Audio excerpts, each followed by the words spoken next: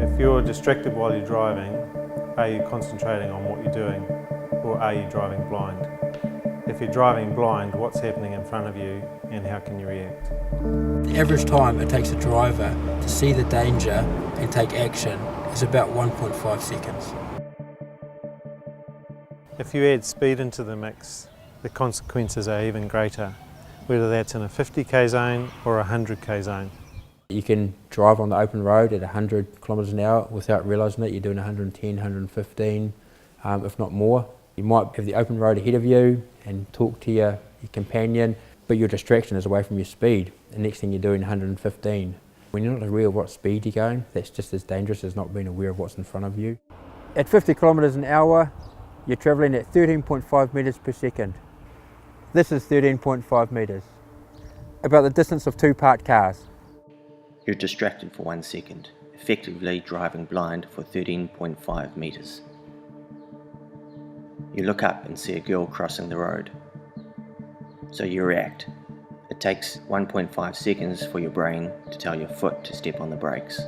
You've just travelled another 20 metres before you've fully pushed the brakes. The vehicle then travels a further 7 metres before stopping. Now if you had been travelling at 60 kilometres an hour, For the sake of doing 10 k's over, you've increased your stopping distance, which is huge. I've seen people go over bonnets, I've seen people go under wheels. But what if the conditions are not normal? What if it's pouring with rain, or the sun's in my eyes, I've got bald tyres, or my brakes aren't up to scratch? Driver experience, road conditions, weather conditions, and the type of vehicle you drive are just some of the other factors that affect your ability to stop safely in an emergency. Here's my car. It's a modern police car, it's well maintained, has ABS brakes and good tyres.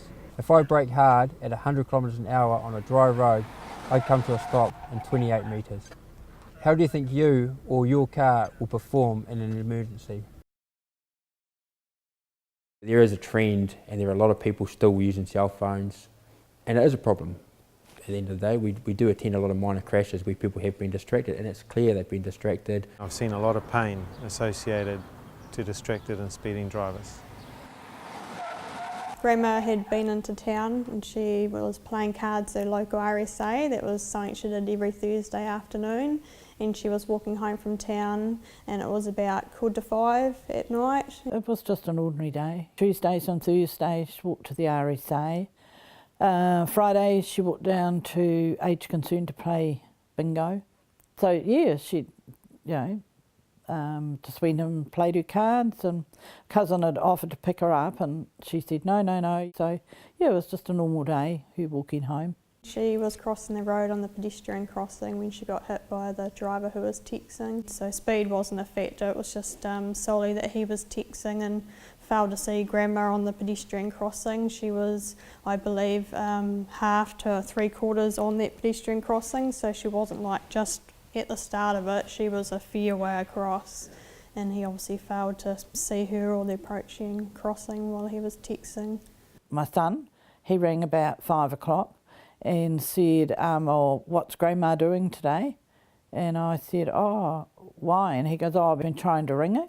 And so I tore in and realised, something had happened. So I went next door to this neighbour, and the wife said, I saw your mum earlier. And I said, oh, what time? And she said, oh, 4:30. She was walking home. I said, well, she's not here now, so something's happened, from there to getting home. I went over to the hospital and there was a guy on reception that I knew. I said, oh, I'm looking for my mum. Has an old lady been brought in? And he goes, oh, yeah. He goes, can you go round to intensive care? They're waiting for you. When I got there, the victim support people and a nurse were waiting. The nurse had a good talk and said, oh, I don't think that she's going to survive. She got thrown up onto the bonnet and into the windscreen, and then she landed a few metres down the road. She was taken into intensive care and she survived for 5.5 hours with critical injuries before she died on the operating table. Her injuries were horrific. It was pretty hard to actually even identify, to be honest. You have a licence, you have a responsibility behind the wheel, you're responsible for yourself and every other person on the road, including pedestrians. every time you change the radio station, take your eyes off the road for that 1 second, well then that's a distraction. But you're not focusing on the road for that 1 or 2 seconds. The next thing you're doing 115.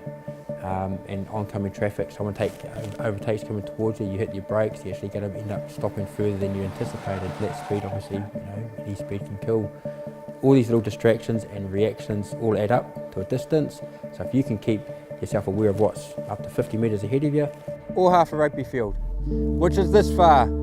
Road safety extends from as far as your local neighbourhood and as far as the highways. This includes speed and driver distraction.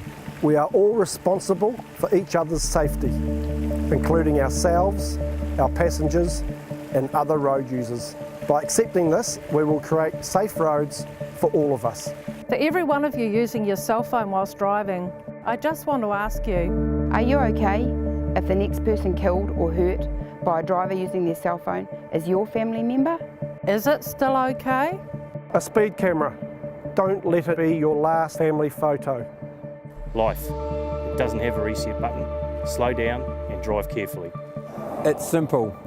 The faster you go, the bigger the mess. No text message or cell phone call is that important that someone has to lose their life for it.